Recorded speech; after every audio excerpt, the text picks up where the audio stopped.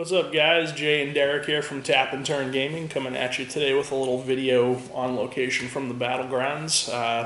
Whoop whoop! So this is going to be our top 10 cards from Battle For Zendikar. Just our personal takes on the cards, strictly from an EDH standpoint as well.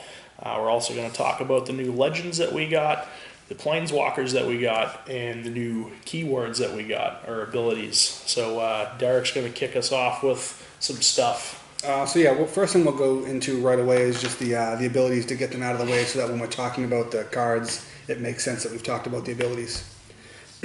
So what we have is we have a couple new abilities, a couple returning abilities.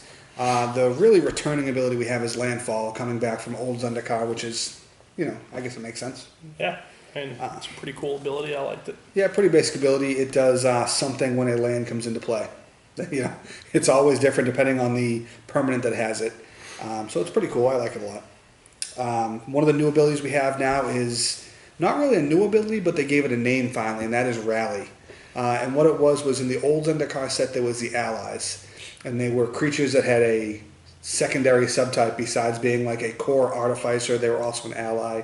Gave them like a third creature type, and they were banded together as allies, and they would have an ability that whenever an ally came in, all the other allies got to do something, or depending on the number of allies. And it was cool, and it interacted really well. And now they just gave that a name. Now it just has the name Rally, which is funny because it's ally. With an R in front of it. So it's a pretty cool ability. I like what they've done a little bit with the new Rally ability, though, is that when some of the allies come in, it actually gives a bonus to just creatures you control and not ally creatures you control. And that's a big boost for the ally creatures. Yeah, definitely. It makes them a lot more viable. Yeah, it makes it a lot more playable, and with something that does something for all your creatures instead of just all your allies, especially in EDH, that becomes viable for any deck that's in that color. If it does something good enough for you to want to put it into a deck. So I really like what they did with Rally, and I want to say ally every time I look at it. I want to say Rally. Rally. I might just call it that from now on. Rally. One of the other new abilities we have is Ingest. It's specifically on the eldrazi creatures. And what it does is it's a pretty basic ability, pretty straightforward, not really any trickery to it. Whenever a creature with Ingest hits you, you exile the top card of your library. So far, we haven't seen the Ingest numbers, right? It's just been Ingest. Right, yeah. So it hasn't been like an Ingest 2 or 3 or something like that. It's just been Ingest to get rid of that one card. It's kind of meh for EDH, I guess. Losing one card out of your 99 is not really...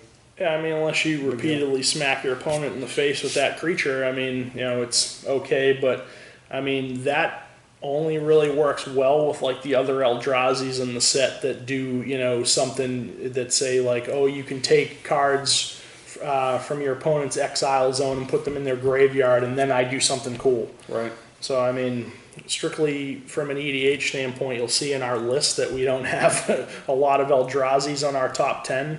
Yeah, because they really built the Eldrazi's in the set to work off Ingest a lot. Yeah. So they're reliant on other things, and that sort of puts, for us at least, like a sort of a negative connotation on it. Not to say they're not good. There's some really good Eldrazi's, but when they need cards in exile, it takes a lot away from it, I think. Yeah, I would have to agree. The next ability we have is Converge, a.k.a. 17 other previous abilities. It's basically been used again, many, many times, and now they gave it a new name. But whenever you cast a spell with Converge, it has an effect that is multiplied by the number of colors of mana you spent to cast it. Exactly the same thing as Sunburst. Right? Yep, yeah. From Meriden or Fifth Dawn, yeah. Yeah, or Domain, I think, very similar also. Very similar abilities. From an EDH standpoint, Converge is pretty poopy. Yeah, because, to get, like, the maximum value out of it, you're going to be playing a 5-color deck. So, if you're playing a spell with Converge in a deck that's only 2 colors, let's say the card draws you X cards, where X is the amount of, colors of mana spent to cast it. Well, depending on the cost of the card, that could be good or it could be kind of meh. So, most of the cards with Converge, I probably wouldn't play in any deck. Yeah, and some of them only cost 3. So, Yeah. How much can you invest?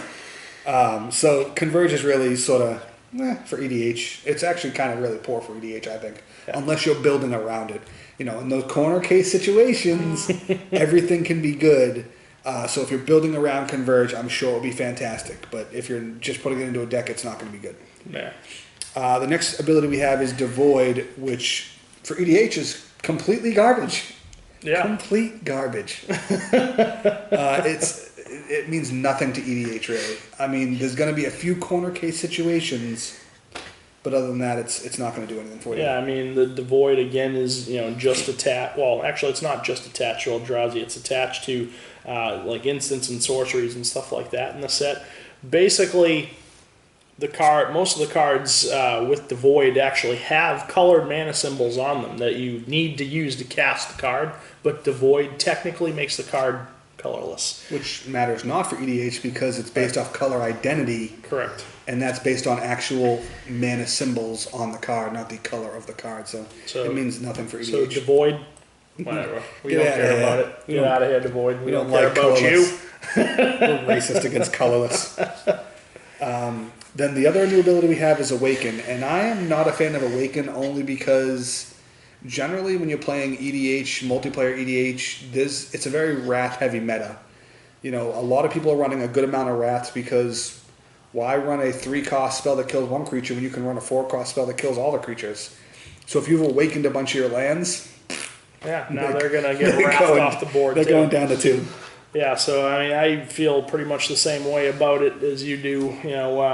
Generally, I don't want to be animating my lands in EDH because I don't want them to get killed, which they probably will if they're a creature. Sure. Unless it's that corner case situation where if I'm playing my Titania deck that wants lands to go to the graveyard, But overall, I really don't like it that much. I mean, some of the cards with Awaken, what they actually do is pretty cool.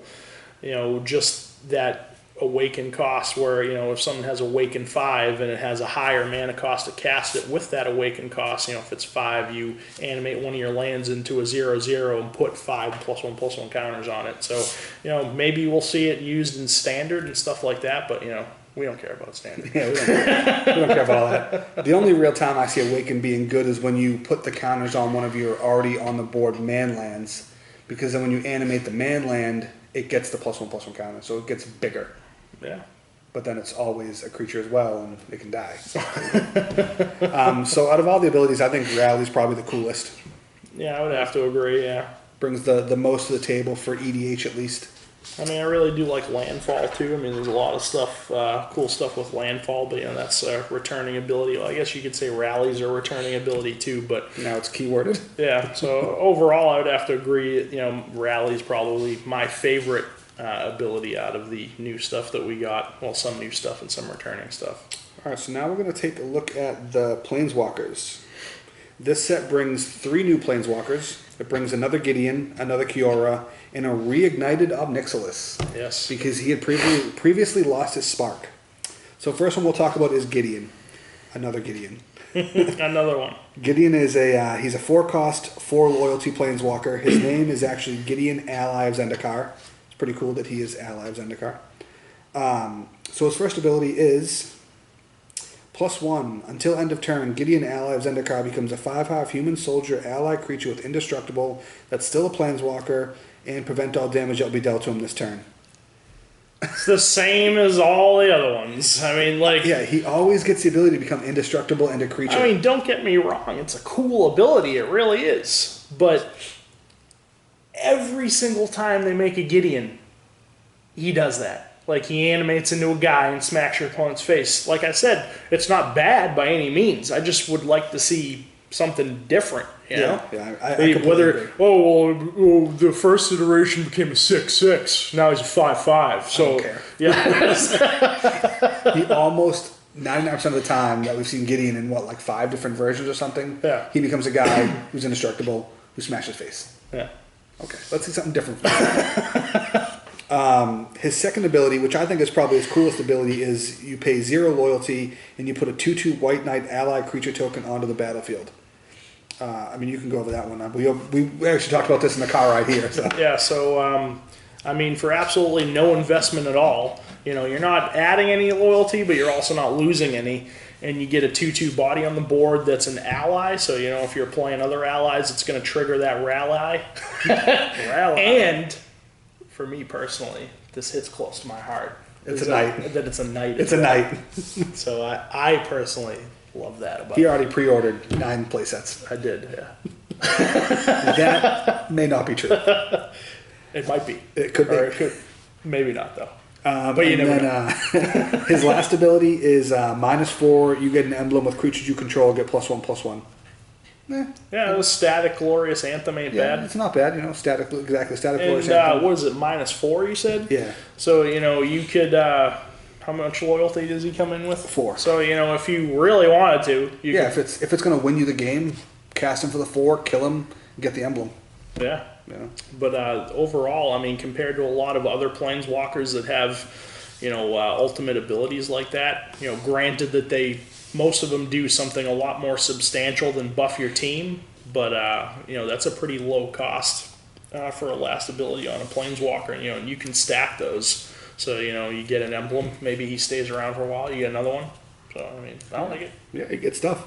Next one we have is Kiara, Master of the Depths, after she fled from Theros with Thassa's Vidant. Yeah, she stole it. It's like a bad girl. She's naughty. Naughty Kiara. She is also a 4-cost planeswalker that also comes in with 4 loyalty.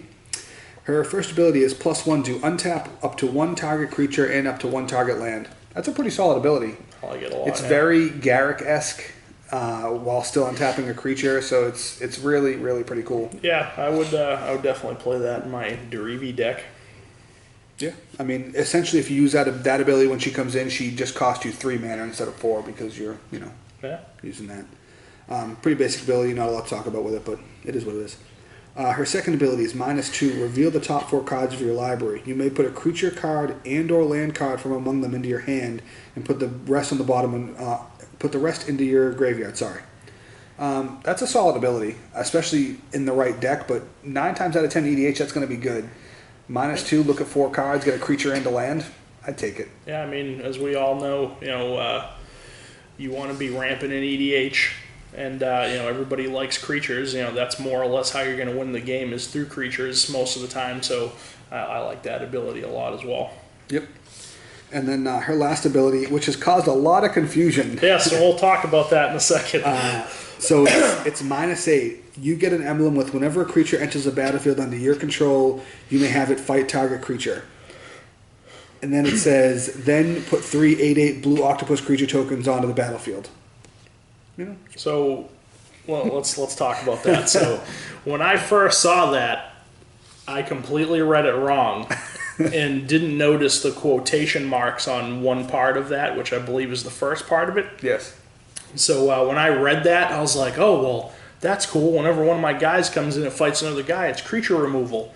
And then I get, 3 of them? 3 octopuses. I get 3 8/8 3 octopuses. 8/8s, which are going to come in, and then they're going to fight stuff. And then it's going to re-trigger me getting 3 more, because I thought it was all just one big thing. I thought it was all part of the emblem. Yeah, so I was like, oh, I'll fight a guy, then get 3 8/8s. They'll all fight 3 guys, and then that'll get me 3 more, and then those will fight, and it's like, it'll go infinite. And then I had to burst his bubble. Yeah, so, thanks a lot, Derek. I was like, there's a period there. It's 2 different abilities. So, I read the card completely wrong, but still, that's a really, really nice ability where... oh, yeah, it's awesome. Yeah, especially if you're playing green, you're probably playing some, fatty creatures anyway, so drop one of those, kill one of your opponent's dudes, and, it also, for that one time, get you those 3 8/8s. That's no joke. Yeah, you get the 8/8s, the 3 8/8s, which is nothing to laugh at that one time. But then for the rest of the game, your guys are fighting stuff, and it's a you may. So when you play your 1/1s that are your little utility creatures, you don't have to have them fight. Which the fact that it's a you may and not a you have to makes it even better. Makes it even better, yeah. And then you can get her emblem more than once. Get it 2-3 times. So if you have a creature come in, it can fight 20 different creatures. And, I believe the way it will work, if you have 2 of her emblem, when you put your creature on the battlefield, you can have it fight 2 creatures. It's going to put both of those abilities on the stack. even if your creature dies after the first one, I believe it will still fight the second one because it was on the stack. I think. I could be wrong. Yeah, I mean, the only concern about that I have is I know that they got rid of the ability to stack damage a while ago. So we'll see. You know, if any of you know exactly how it works, let us know. Yeah, I mean, in theory, I think it should work using the stack that both abilities are on the stack. The same way, like if I tap a pinger to deal 1 damage to you and then you kill him, I still take the 1 damage even though he's dead. Right. So in that vein, I think it may work. But the last planeswalker we have is Obnixilis Reignited. As I said, he got his spark back. He is a 5-cost planeswalker with 5 loyalty, as they usually have loyalty equals their mana cost. His ability is +1, you draw a card and you lose 1 life. Super basic. Pretty cool ability for Phyrexian Arena. Yeah, I like it. His second ability, -3, destroy target creature. Take that too. Why not? Yeah, I mean, those first 2 abilities alone right there, card draw and creature removal. I mean, 2 of the main things you want to do in EDH. And then his emblem, probably a little bit of a lesser impressive emblem, I think, but target opponent gets an emblem with whenever a player draws a card, you lose 2 life. The reason why I say it's a little bit of a less impressive emblem is you have to put it on a specific player. It's not like global that it affects the whole table. So, you know, you can really put on the butthurt on someone and get the salty feels out. I mean, overall, it is a really brutal ability, though. I mean, you know, it's when any player, so when they draw cards, when you draw cards, when I draw cards, you know, they're going to lose 2 life, you know, especially if you're playing that in a, you know, maybe a blue-black deck that has a lot of card draw to it. Your opponent's going to bleed out pretty quick. Yeah, for sure. So that's it for the Planeswalkers. Now we're going to go over the Legends because as we do focus primarily on EDH, we like Legends. Yeah. So the first one is Drana, Liberator of Malik. She is a 3-cost 2/3 vampire ally. So she's an ally. She's a tiny leader. She's a new general. She's got some cool stuff going on. Yeah. She has flying and first strike. Very cool abilities. And whenever Drana, Liberator of Malik, deals combat damage to a player, put a +1/+1 counter on each attacking creature you control. Very cool creature. Yeah, I like it a lot. And what I especially like about that is that because she first strikes, so when she, you know, let's say you attack with your team, if nobody else has first strike, she's going to deal damage first because she's got first strike. So she's going to hit your opponent, and then before any of your other creatures deal damage, because they don't have first strike, they're going to get the +1/+1 counter, and they're going to get bigger, and then they're going to smack your opponent for more damage. Yep, pretty cool. So, I mean, I really do like the card a lot. In, you know, big boy EDH, you know, it's okay. I mean, I would say we'll probably see some, you know, tiny leader decks built around that for sure. Oh, yeah. I mean, you know, she costs 3. She's a 2/3 flyer, and she first strikes and, you know, just makes your team bigger. You know, for each other attacking creature that you have, it's all around good stuff. Yeah, because she gives herself the counter as well, which is even better. Yeah. So, I mean, I really do like her. Maybe, you know, there'd be scenarios where I would want to put her into, you know, a 100-card EDH deck, but nothing really off the top of my head right now. Yeah, I would probably put her in my Olivia. Oh yeah, you get tribal vamps, but you know, yeah. Other than that, if she's not leading the deck in the 99, I don't know. She's all right. Yeah, she's all right. So our next one is Moonda, Ambush Leader. He's a 4-cost red-white core ally. He's a 3/4. He looks a little bit like Drax from Guardians of the Galaxy. A little bit. Like his pale younger brother. He has haste. That's pretty cool. And he has the ability to rally. Whenever Moonda, Ambush Leader, or another ally enters the battlefield under your control, you may look at the top 4 cards of your library. If you do, reveal any number of ally cards from among them. Put those cards on top of your library in any order, and the rest on the bottom in any order. I think he has a pretty poor-ish ability. Yeah, I feel like if overall I kind of like the direction that they were going with the card. I just feel like, you know, something like that's really similar to like Goblin Ringleader and, you know, Enlistment Officer and, you know, the other guys that, you know, let you look at your top 4 and let you take all of a specific creature type in your hand. If he put the cards into my hand, I'd like him a lot more. Yeah, he'd be more than a 50-cent rare. Yeah, so, I mean, I like the path that they were going with it, but the fact that the cards go on top of your library and not into your hand. Plus, in EDH, you look at your top 4, and let's say you have 1 ally and 3 land. Well, now you just filtered those 3 land that you might need to the bottom of your deck. Yep. So, yeah, overall, I don't like them that much. Yeah, I agree. Next up, we have Zeta Hedren Grinder, a 4-cost 3/3 Goblin ally. Another ally, Goblin, great tribe. He or she, it, Goblin has the ability, whenever you cast an instant or sorcery spell that targets only Zeta, copy that spell for each other creature you control that spell could target. Each copy targets a different one of those creatures. It's a really cool ability, but it's a really build around me ability. Yeah, for sure, because, you have to cast something that targets only him. Granted, if you're... Plus, he's only mono red, so if you're building around him, your deck's obviously going to be mono red, and there's not really too many mono red cards that, you're going to use to, target one of your guys. Yeah, I mean, I'm sure there's a bunch that people would tell us that we're wrong on, but are those spells that you would normally want to pack in your deck if it wasn't to build around him? Probably not. So, yeah, I could see him going into the 99 of a deck for sure.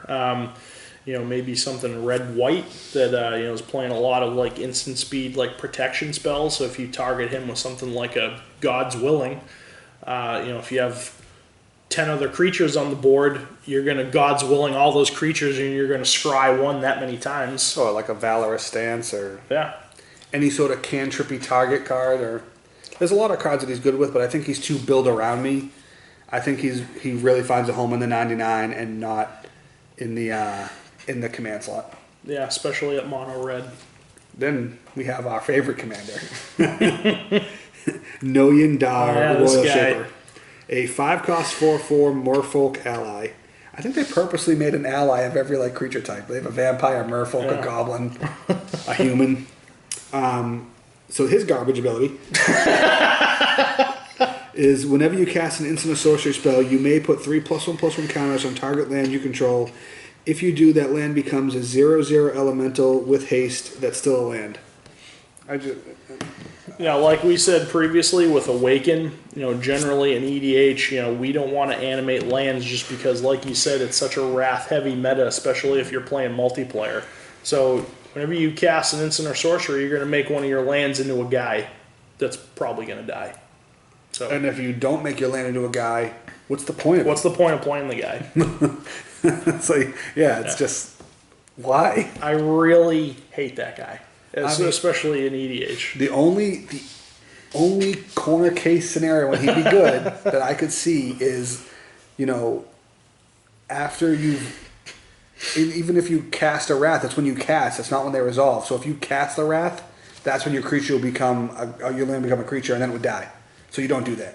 Yeah. But if you can clear your opponent's board and then you can cast a bunch of cantrips, then sure, why not? At that point. Yeah. But other than that, he's garbage. He's garbage. He's garbage. I don't see it. He's garbage. I'm sure someone will tell us how terribly wrong we are. Up next, we have Locust of Rage. He's really cool. I wish his name was Locust and not Locust, because I have a hard time saying Locust instead of Locust. That's just a nitpick. He's a 7-cost 5/5 elemental. He has landfall. Whenever a land enters the battlefield under your control, you put a 5/5 red and green elemental creature token onto the battlefield. And whenever Locust of Rage or another elemental you control dies, deals 3 damage to target creature or player. He's pretty cool. I like him a lot. I already want to build a deck around him, like red-green tribal elementals. Yeah, he's really cool. You got the green to ramp, and off the ramping you're going to landfall, and off the landfall you're going to get 5/5s. And if your opponent wants to wrath the board, well, they're going to get lightning bolted to the face numerous times. So overall, he's probably the strongest legend in the set, at least when you're looking from an EDH outlook. Yeah, he's pretty strong because you're going to play lands anyways. I mean, you're going to do it. So when you're playing a land, you're getting 5/5s. And as long as he's on the board, when any elemental dies, they deal 3 damage. If you have 5 or 6 out and someone rats, they're taking 25, 30 damage. It's a big deal. It almost gets to the point where, like, when he is out and he does his thing for a little while, you don't want the board to change because it's going to hurt. Yeah. You know, so it's cool. I like that a lot. I like the pressure he puts on. Yeah, I agree. And then up for the last legend is Ulamog the Ceaseless Hunger. A 10 cost 10/10 eldrazi with, when you cast Ulamog the Ceaseless Hunger, exile 2 target permanents and indestructible. And whenever Ulamog attacks, the defending player exiles the top 20 cards of his or her library. Because Annihilator was bad. So, you know, let's make it so just by turning this guy sideways, he exiles a quarter of your opponent's deck. And he's indestructible, so it's going to happen. Like, it's going to happen. I mean, yeah, there's ways to get rid of him. You know, Swords of Plowshares, Path to Exile, Oblivion Ring, you know, stuff that exiles. But, you know, most of that stuff is going to be in, like, white. I mean, there's a couple things like Reality Shift and like Curse of the Swine that are blue that'll exile. But, you know... Green can't deal with them. Yeah, green can't deal with... Nor can red.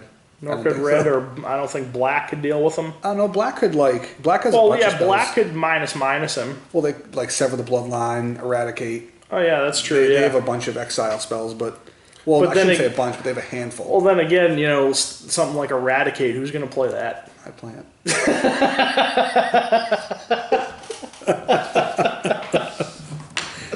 Yeah, there's the point is there's ways to deal with them, but there's few ways to deal with them. Yeah, there's completely less ways to exile than there is to just kill him, because she's indestructible. Yeah. So, more than likely, yeah, he's going to exile 20 cards. Oh, I'm going to say easily 40, 50, 60, 80, 100. Like, it's kind of dumb. I don't get it. Yeah, I mean, didn't Wizards complain about how powerful Annihilator was? Yeah, they realized how broken Annihilator was, and they wouldn't make that mistake again because it was not fun to play with, and this, that, and the other thing.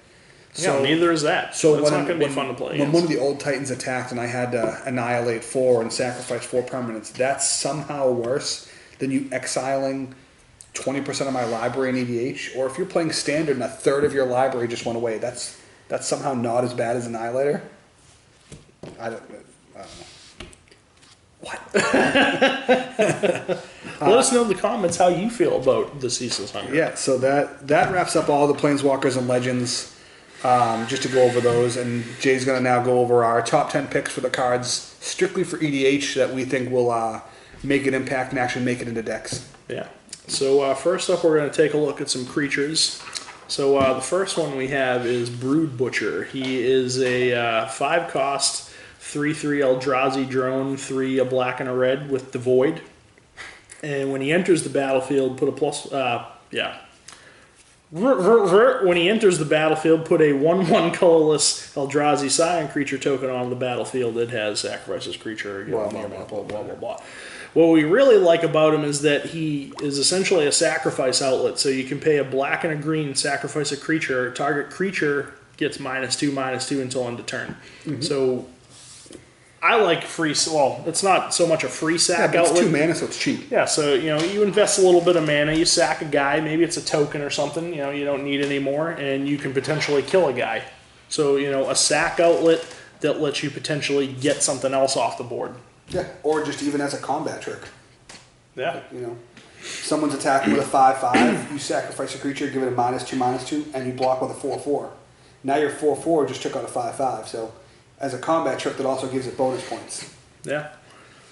So that's our first card there. Our second card is Hero of Gomafada. He's a 5-cost 4/3 human knight ally, so I already like him because he's a knight and an ally. He's a knight and an ally. Watch out now. And of course he has Rally, so whenever he or another ally enters the battlefield under your control, creatures you control gain indestructible until end of turn. So I really like that a lot. He really does find a home in like flicker decks, so you know something that's like blue or white. But you know you've got stuff like you know Conjurer's Closet that can flicker him out. That's colorless. So I mean he could potentially win you a game just off of casting him and make all your stuff indestructible. Or, at least maybe if not win you the game, make it so that you can go in with your team, and if your opponent doesn't block, you're going to win. Or if they do block, all their creatures are probably going to die in combat and none of yours will. Yeah, I mean, what really makes him good is that you can apply constant pressure. Like, you play him, all your guys are indestructible, swing. You play another ally, all your guys are indestructible, swing. Just that constant pressure. Or you play an ally, all your guys are indestructible, wrath. And then swing. Yeah. It's the pressure he lets you apply is good. It really is. Yeah. So up next we have Conduit of Ruin. He's a 6-cost 5/5 eldrazi. He's 6 colorless. When you cast him, you may search your library for a colorless creature card with converted mana cost 7 or greater, reveal it, then shuffle your library and put that card on top of it. That's okay. What we really like about him is the second part, where the first creature spell you cast each turn costs 2 less to cast. So, yeah, he can fetch you up things like Darksteel Colossus, Ulamog, Ulamog 2. Ulamog 2. There's multiple things that he can fetch up. But what we really like about it is lowering that casting cost of that first creature by 2. So, you could easily ramp into this guy if you're playing green. He goes in any deck because he's colorless. He's actually colorless. He's not colored with the void. He's actually colorless. He so he goes in any deck. He's like a treasure mage for Eldrazi. Yeah, so, you can ramp into him, get him down early, and then just start casting, your early stuff for even cheaper. And then, late game, he's going to lower the casting cost of the first thing you cast by 2. It's just all around good. I like it a lot. I like him a lot. So up next we have Green Warden of Murasa. He's a 6-cost 5/4 elemental. He costs 4 and 2 green. When he enters the battlefield, you may return target card from your graveyard to your hand. When he dies, you may exile it. If you do, return target card from your graveyard to your hand. Basically a meaner, nastier Soul Warden. Not Soul Warden, Eternal Witness, thank you. Plus, he also kind of has something like the Souls? Yeah, the Souls. Where you could pay a mana cost and exile them from your graveyard and get basically what they do, their ability. This guy kind of has the same thing where when he dies, you can exile him and then, take a card back. But it's a you may, you don't have to. So you could put him in the graveyard, maybe get him back somehow, recast him and get another card. But more or less, he's just a bigger Eternal Witness. And, if you're playing green, you're probably playing Eternal Witness. There's a reason why, that uncommon from 5th Dawn is like $5 or $6. Yeah. Because everybody plays it. Yeah, I think he'll end up being a little cheaper because of his higher casting costs, but not by much. Yeah. So up next we have another Eldrazi in Sire of Stagnation. He's a 6-cost 5/7 with Devoid. 4 a blue and a black. Whenever a land enters the battlefield under an opponent's control, that player exiles the top 2 cards of their deck, and then you draw 2 cards. So that's really good. So, if you look at it like this, your opponent's going to be playing lands either way, whether they're ramping into them or, they're just straight up playing them. I mean, it's EDH. You want to get as many lands down on the board as fast as humanly possible to play your big splashy stuff, right? So, your opponents are going to be dropping lands. If they do, you're going to draw 2 cards. If they don't want you to draw 2 cards, then they're not going to play land. But they're going to play land, so you're going to get value off of this guy every time someone gets a land on the board, and you're going to draw. Mm-hmm. So yeah, I agree. He's pretty close to the power level of Consecrated Sphinx. A little different, but close to that power level, because with Consecrated Sphinx, you cast him, it goes to your opponent's turn, they draw a card, you draw 2, and then, usually he'll last like a turn or 2 before someone's like, you've had enough. Yeah, so I mean... He's going to be similar, because it's going to go to your opponent's turn, they're going to draw their card, either they're going to deal with him before they play a land, and it's whatever, they also just use a spell on him, they won't use on something else, which is fine, or they're going to play that land, they're going to exile, you're going to draw, and it's value, so much value. Yeah, I mean, especially with Consecrated Sphinx, going back to that, usually when people drop that on the board, it's like, that's an immediate threat. I don't want you to draw a card every time somebody else draws, or draw 2 cards when someone else draws a card. Especially if, you know, someone's playing a deck that's drawing a lot of cards, you're going to draw twice as many. Oh yeah. So, you know, I could see this guy maybe kind of going under the radar a little bit for a couple turns, maybe passing around the table, and then, you know, once people realize, well, I got to deal with this guy now because I don't want you to draw more cards. It'll be great when you cast him and someone clones him, and then somebody else clones him, and it's just a horrible, horrible exile draw card. He is in blue, so Yeah. All right, so next up we have Emeria Shepherd, probably one of my personal favorite cards from the set. It's a 7 cost. I was about to say 5. 7 cost, 4/4 flyer. It's an angel. It's 5 and 2 white with landfall. So whenever a land enters the battlefield under your control, you may return target non-land permanent card from your graveyard to your hand. If that land is a plains, you return that card, that non-land permanent card, to the battlefield instead. I love that. It's phenomenal. It's great. It's great. So if you're playing mono white, play this card. I don't care what kind of deck you have. I don't care. I would put this in Darien. You know, like when I build tribal decks, I'm like, it's not of the same creature type. I won't play it. This card I would play. Yeah, it's regardless. I like it a lot. You know, you're playing mono white's an auto include. Even if you're not playing mono white, maybe you're playing 2 colors. You know, the possibility with this card to just be able to resurrect any card out of your graveyard that's not a land, a permanent, and just put it straight on the board if you drop a plains is great. Even if you don't drop a plains, you're getting it back to your hand. So it's recursion and better recursion. So there's really no downside to this card at all. Oh yeah, completely. I agree with you 100% on everything you said. So those are the creatures. So we had 6 creatures in our top 10. The last cards that we'll take a look at are you know, spells like enchantments, instants, and sorcery, stuff like that. So the next card we have is Quarantine Field. So it's a white card, 2 white and double X for an enchantment. When it enters the battlefield with X isolation counters on it. So for any of you that might not know how the double X cost works, you know, if you invest 4 into that, it basically cuts it in half. It cuts whatever you dump into it in half. So don't pay 1 because it'll be 0. So, but when it enters the battlefield, for each isolation counter on it, exile up to 1 target non-land permanent an opponent controls until Quarantine Field leaves the battlefield. So it's more or less like an Oblivion Ring that you can dump mana into to exile more than one thing. Right. So, I mean, from EDH, that's great. Being able to exile things is the best way to remove stuff. Because, you know, everybody's going to be playing some sort of recursion or whatnot. So, you know, the fact that it exiles it, yeah, if this leaves play, they get all their stuff back. But, you know, being able to get rid of their stuff when you need to get rid of it, this card, you know, gets my thumbs up. Yeah, I agree. Faux show. And it scales pretty well. I mean, at its lowest value, you'd have to invest 4 mana to get one thing exiled. But then once you invest, I don't know, 6 mana, you exile 2. For every additional 2 mana you add, you're getting 1, which makes it scale better than if you played multiple Oblivion Rings. Because you'd have to play 3, you'd have to pay 9 mana for 3 Oblivion Rings to exile 3 things. With that, you'd have to pay 8 mana, which makes it a better investment by 1 mana. And so at that point, you're just saving a mana, everything you want to exile, and it scales as well as you want it to. Yeah. So that's Quarantine Field. Gets our thumbs up. Next up we have Brutal Expulsion. It's a 4-cost blue and red instant with Devoid, so it's really not blue-red, but it really is.